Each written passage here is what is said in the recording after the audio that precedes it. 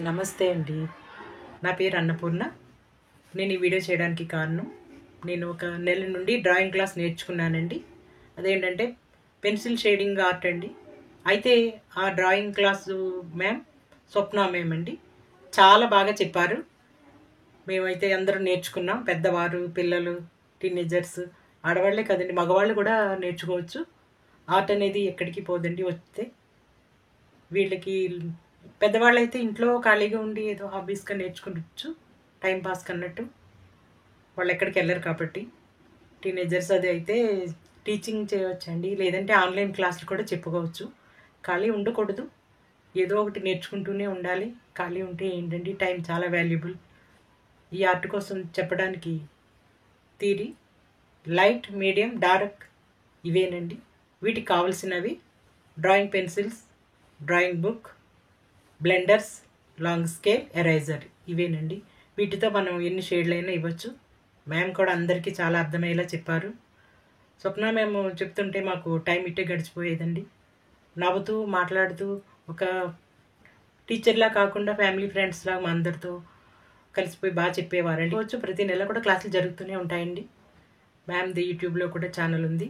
ఈ డ్రాయింగ్ రాని వాళ్ళు కూడా, మాకు రాదండి, మేము ఫస్ట్ టైం నేర్చుకుంటున్నాం అనే వాళ్ళు కూడా చాలా చాలా బాగా వేశారు. వేసి గ్రూప్లో పెట్టారండి. చాలా ఆనందం అనిపించింది. రానిదంటూ ఏది ఉండదండి. పట్టుదల ఉంటే ప్రతిదీ కూడా మనం నేర్చుకోవచ్చు. రాదనే పదం ఉండకూడదు, వచ్చు, చేయగలం అనే అనుకోవాలి. అది ఉన్నప్పుడు ప్రతిదీ కూడా మనకి సులువు అవుతుంది. ఇది నేర్చుకోవాలనే ఇంట్రెస్ట్ ఉండాలి. ఉంటే కనుక ప్రతి ఒక్కరికి ఏదైనా నేర్చుకోవచ్చండి. రాదనకూడదు. టైం ఉంటుంది, ఎందుకండి టైం ఎందుకు ఉండదు, మనం చేయాలనే పట్టుదల ఉండాలి. కానీ ప్రతి ఒక్కరికి టైం ఉంటుంది. టైం చాలా వాల్యుబుల్ అండి. మ్యామ్ కూడా చాలా బాగా చెప్తున్నారు. అయితే ఇప్పుడు మ్యామ్ చెప్పిన డ్రాయింగ్ నేను ఒక్కొక్కటిగా మీకు చూపిస్తాను. మీరు చూడండి ఎలా ఉన్నాయో చెప్పండి. ముందుగా 2 days బేసిక్స్ నేర్పిస్తారు. పెన్సిల్తో ఇలాగ మనం వేయాలి. ఇలా వేయడం వల్ల చేయి బాగా మూవ్ అవుతుంది, బాగా తిరుగుతుందండి డ్రాయింగ్ వేయడానికి. ఇది ఇంట్లో చూసి సర్కిల్తో వేయమన్నారు, ఇలా వేసాం. ఇక్కడ నుంచి ఇదంతా కూడా షేడింగు చూడండి.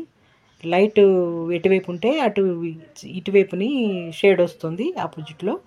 ఇలా వేసాము. మ్యామ్ అయితే చాలా బాగా నేర్పించారు. మేము కూడా చాలా బాగా నేర్చుకున్నామని అనుకుంటున్నాం.